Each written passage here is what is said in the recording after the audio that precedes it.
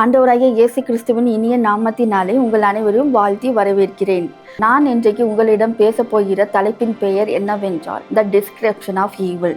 Description of evil என்னவென்றால் சாத்தான் நம்மை எவ்வாறு பாவம் செய்ய தூண்டுகிறான் என்று அர்த்தம். அதை நாம் 2 உதாரணங்களில் காணப்போகிறோம். அதில் முதல் உதாரணம் டிரான்ஸ்கிரிப்ஷன். டிரான்ஸ்கிரிப்ஷன் என்னவென்றால் வரம்பு மீறுதல் என்று அர்த்தம். அதை ஆங்கிலத்தில் பிரேக்கிங் எ மாரல் லா என்று கூறுவார்கள். எபிரேய மொழியில் பீஷா என்று கூறலாம். பீஷா என்னவென்றால் ரெபலேஷன் அகேன்ஸ்ட் காட், ஆண்டவருடைய கட்டளைகளை மீறி செய்கிற காரியம் என்று கூறலாம். அதற்கு உதாரணமாக ஆதாமியும் ஏவாளையும் நாம் ஒரு சான்றாக எடுத்துக்கொள்ளலாம்.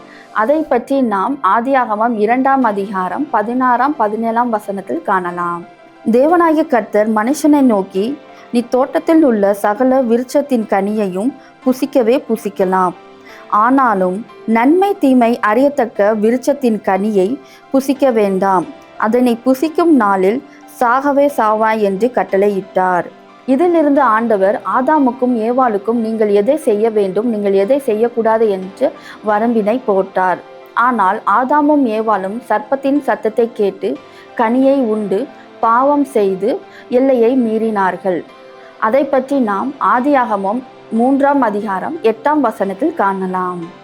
பகலில் குளிர்ச்சியான வேளையிலே தோட்டத்தில் உலாவுகிற தேவனாகிய கர்த்தருடைய சத்தத்தை அவர்கள் கேட்டார்கள். அப்பொழுது ஆதாமும் அவன் மனைவியும் தேவனாகிய கர்த்தருடைய சத்தத்திற்கு விலகி தோட்டத்தின் விருட்சங்களுக்குள்ளே ஒளிந்து கொண்டார்கள். Adam, Adam, Adam, Adam, Adam, where are you? I heard you in the garden, and I was afraid because I was naked, so I hid. ஆதாமும் ஏவாளும் பாவம் செய்தபடியால் அவர்கள் மறைந்து கொண்டார்கள். ஆனால் அவர்கள் பாவத்தை மறைக்கவில்லை. எனவே ஆண்டவர் சாத்தானையும் அவன் கூட்டத்தையும் நித்திய நரகத்தில் தள்ளினது போல் தள்ளாமல் ஆதாமையும் ஏவாளையும் ஏதேன் தோட்டத்திலிருந்து விரட்டி விட்டார். He must not be allowed to take from the tree of life, eat and live forever. So the Lord God sent him out of the Garden of Eden to work the ground from which he had been taken. He drove the man out and placed cherubim and a flaming sword flashing back and forth to guard the way to the tree of life. எதற்காக என்றால் ஆண்டவரிடம் மீண்டும் உறவு கொள்வதற்காக. இந்த உறவு எப்படி ஏற்பட்டது என்றால் ஆண்டவராகிய இயேசு கிறிஸ்து சிலுவையில் மரித்தது மூலம் இந்த உறவு ஏற்பட்டு உள்ளது.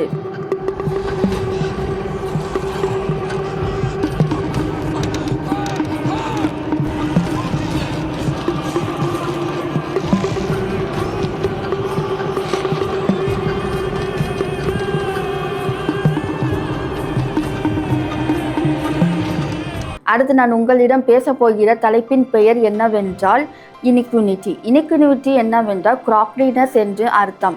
அதற்கு தமிழில் நேர்மையற்ற காரியம் அல்லது நேர்மையற்ற மனிதன் என்று கூறலாம். அதற்கு எபிரேய மொழியில் ஏவன் என்று கூறுகிறார்கள். சந்தர்ப்ப சூழ்நிலையில் ஒரு முறை நேர்மையற்ற காரியத்தை செய்த தாவீது ராஜாவை பற்றி தான் நாம் பார்க்க போகிறோம். அது யுத்த காலம். ஆனால் தாவீது யுத்தத்திற்கு செல்லவில்லை.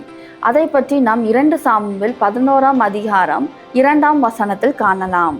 ஒரு நாள் சாயங்காலத்தில் தாவீது தன் படுக்கையில் இருந்து எழுந்து அரண்மனை உட்பருகின் மேல் உலாத்திக் கொண்டு இருக்கும் பொழுது ஸ்நானம் பண்ணுகிற ஒரு ஸ்திரீயை உட்பருகையின் மேல் இருந்து கண்டான். அந்த ஸ்திரீ வெறும் சௌந்தரியமாய் இருந்தாள். அந்த ஸ்திரீயின் பெயர் என்னவென்றால் பட்சேபாள். பட்சேபாள் யாருடைய மனைவி என்றால் உரியாவின் மனைவி. உரியா யாரு என்றால் தாவீதின் போர்ப்படையில் உள்ள ஸ்தானாதிபதி ஆவார். பட்சேபாளின் மேல் ஆசை கொண்ட தாவீதினால் அவள் கர்ப்பவதி ஆனாள். அந்த கர்ப்பத்தை மறைப்பதற்காக உரியாவை போர்க்களத்தில் இருந்து வீட்டிற்கு வரவழைக்கப்பட்டான். ஆனால் அங்கு நடந்தது வேறு.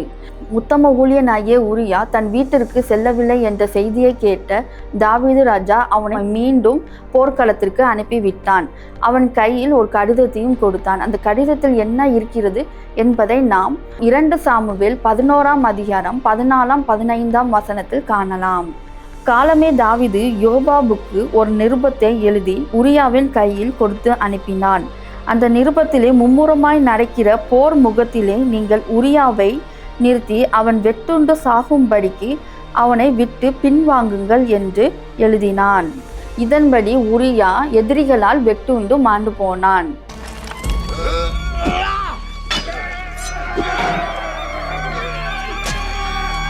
இந்த நிகழ்வில் இருந்து தாவீது தம் ராஜ்ய பதவியை தவறான முறையில் பயன்படுத்தியதை நாம் காண முடியும்.